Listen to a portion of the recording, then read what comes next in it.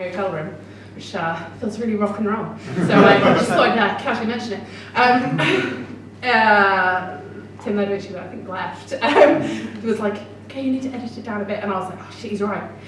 But I wrote this poem for my friend, and it's really important, and because I love Inkbomb, I thought I would do the extended edition once. For those who know me, the poem that's called, I will only perform this poem once. I know I've done it 100 times, but this is genuinely only once. And then I'll edit it in a couple months when it's not so raw. So this is the extended edition of a poem called Live. At midnight in Leicester, I was sat in a hotel room with a bunch of troublemaker Irish poets drinking Jameson's neat and spitting plath into the air. Screaming so loud, hotel security asked if we mind diluting ourselves down before we spilled back over the pavement. Someone whispered Dickinson and Doyle into the healed-up holes where the pieces of ourselves we ripped out used to be, into the vacuums, the voids, into the spaces in between what we wanted to be and reality, where we hid from the truth of our lack of clarity on how to be happy. They hissed us Conway and we screamed for him, half-eaten cigarettes hanging from our mouths like the filth that dripped out. Momo screams, "Daddy!" and we all fall about. We mainlined quinoa's words, we convulsed with the kickback, slipped into the addiction, gave them diction and politics back. We were thrumming with poetry. It is the day of the semi-finals and finals of Unislam 2017. It is January. Us and Dublin both stalled in the semis, but we are so fucking happy. And more than that, we are delighted to be here, sharing. We are over full cups, supping on hisses and tuts, clicking our fingers like our lips moving isn't good enough to speak for us no more. We are painfully living. But when Beatrice is speaking, a rendition of Melissa's poem teaching us about what it means to be weakened and still live without your heart in safekeeping, George looks at me and I see him stop. I ignore it. I step up after Shannon, sink back into old poems, walking them out like shiny new shoes, exposing the soul to new streets. I want you to take these home with you. Take these trinkets of my words home with you. Bury them in your country. They might not grow there, but I want to feel like every city I go to could feel like home, so I give you my poem. Then he asked me to go. We walk the AM streets home with passion and love for each other burning our throats. We stop near the hotel so George can have a smoke.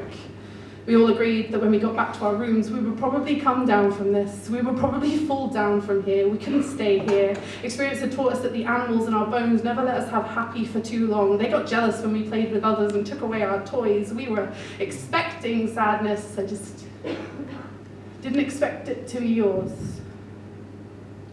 Despite years of palpable pain pending and the hospice warning us the ending was coming, and you had to talk us down from the heights of anxiety to let us leave you long enough to go and do poetry, despite all of that, your grief was a surprise to me.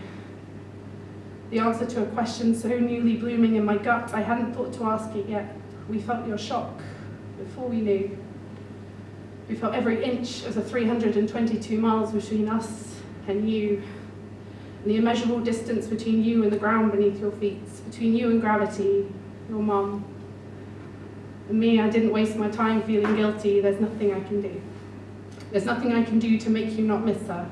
But trust me, on the days when bereavement feels like centrifugal force and everything's going too fast, when the days without her are piling up in the corner of the living room underneath the unread mail so suddenly, trust me, if I could make you not miss her, you wouldn't want me to.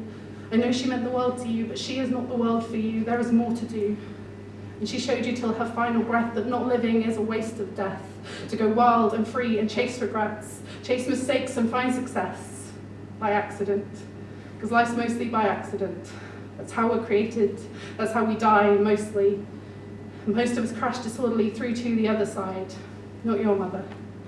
Your mother wanted to make it to her mother's birthday, deliver herself to the doorstep, a long-awaited birthday present. Your mother wanted to remind you of the present.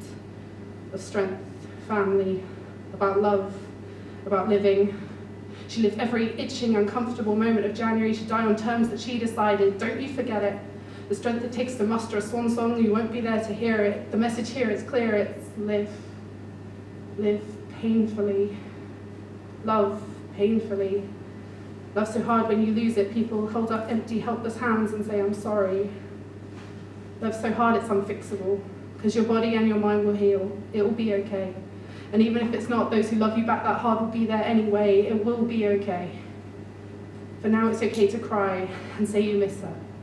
It's okay to be unable to swallow the chunk of days you'll never have, too big for your throat. It's okay to break. It's okay to break. There's nothing I can do. There's nothing I can do. There's nothing I can do.